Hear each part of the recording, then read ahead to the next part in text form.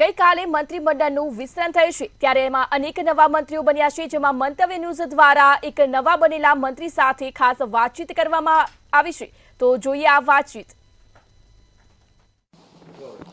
ગુજરાત સરકારના મંત્રીમંડળના નવા મંત્રીઓના શપથ ગ્રહણ બાદ આજે નરેશ પટેલ પણ કેબિનેટ મંત્રી બની ચૂક્યા છે। નરેશભાઈ, આપની આ કેબિનેટમાં જે નિયુક્તિ થઈ છે, આપ કેવી રીતે અહીંયા આ તમને ફાળવેલા વિભાગની કામગીરી કરશો? ધન્યવાદ।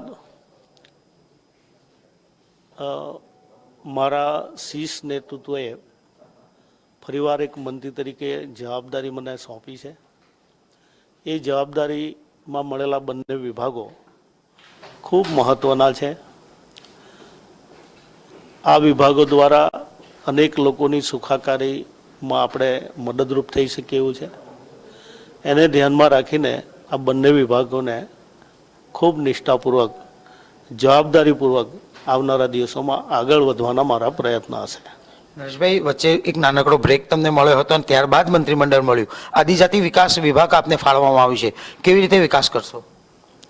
ભારતીય જનતા પાર્ટીના કાર્યકર્તા તરીકે પદ મહત્વનું નથી હોતું। જે બી જવાબદારી મળે એમાં નિષ્ઠાથી જ કામ કરવાનું હોય છે।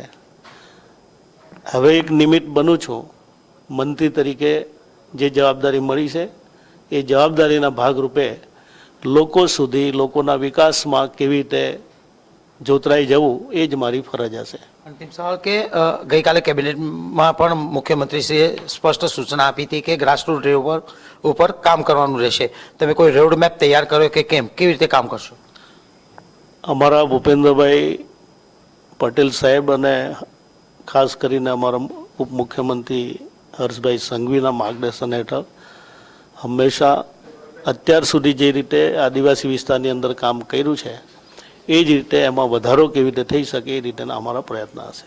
જે આદિવાસી વિસ્તારની અંદર વિકાસના કામોમાં કેવી રીતે વધારો કરવો તે પ્રાધાન્ય નરેશ પટેલ તરફથી આપવામાં આવ્યું છે।